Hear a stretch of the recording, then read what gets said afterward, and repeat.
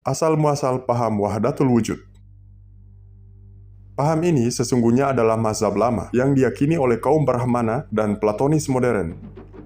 Setelah itu, baru mempengaruhi tasawuf. Paham wahdatul wujud ini lahir di negeri India tahun 600 sebelum Masehi. Menurut paham wahdatul wujud Hindu, manusia, hewan, dan makhluk-makhluk lain adalah bagian dari dewa-dewa Brahmana yang telah menciptakan mereka semua. Dengan demikian, Brahmana dan makhluk-makhluknya adalah sebuah entitas tunggal. Tidak terbayangkan bagi mereka, penganut Hindu, adanya wujud manusia dan makhluk di luar wujud Brahmana. Dengan begitu, sesuai teori ini, Brahmana adalah pimpinan alam semesta. Tuhan adalah zat yang tunggal, jika membayangkannya sebagai wujud yang tunggal. Dan Tuhan bisa berupa wujud yang terdiri dari beberapa oknum, jika kita menggabungkan manusia dan makhluk-makhluk lain ke dalam zatnya. Mereka mengembalikan segala sesuatu pada Tuhan dan meyakini Brahmana sebagai hakikat yang universal. Mereka menganggap segala makhluk sebagai bentuk penampakan dari hakikat tadi. Paham ini di kemudian hari masuk dari India ke Yunani. Teori ini berpindah dari Yunani ke institusi Platonis yang baru dibangun di kota Iskandaria pada abad ke-11 Masehi. Para Neoplatonis mengatakan Tuhan itu satu dan alam semesta terpancar darinya, seperti halnya cahaya terpancar dari matahari. Segala yang ada itu mempunyai tingkatan yang berbeda-beda. Hanya saja ia tetap bermuara dari sumber yang satu. Dengan demikian, ajaran Brahmana, Plato, dan Neoplatonik sama andil dalam membangun teori wahdatul wujud. Sekarang, mari kita melihat bagaimana perpindahan teori wahdatul wujud ke dalam asana pemikiran Islam, khususnya tasawuf. Tasawuf Islam mengambil teori wahdatul wujud ini dari institusi Iskandaria itu.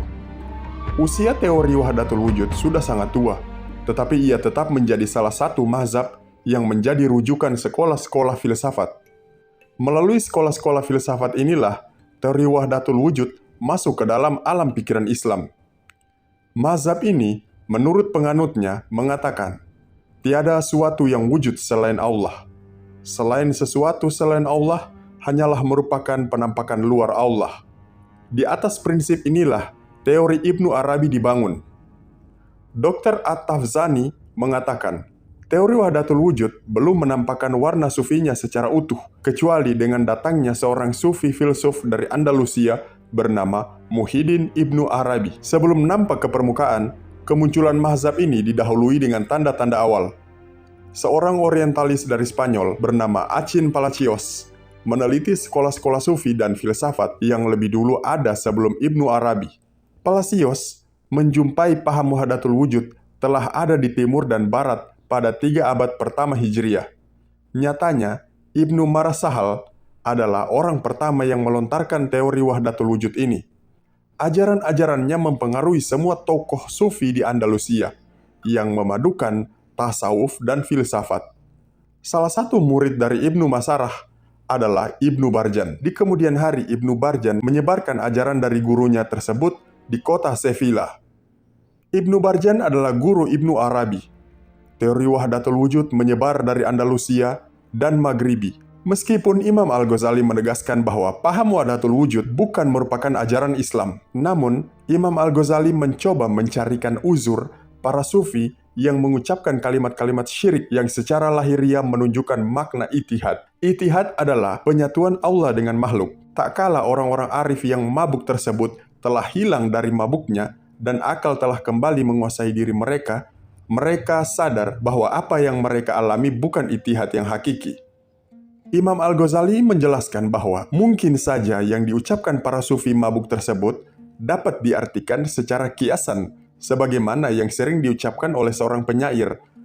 Karena jika diartikan secara lugas, maka ucapan tersebut dianggap sebagai penyimpangan dan kesalahan dan akan membuat seseorang terkeluar dari ajaran Islam.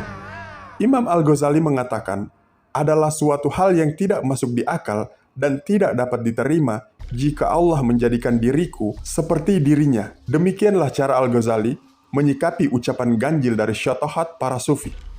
Ia mencoba menakwilkan dan mau memahami syatohat tersebut.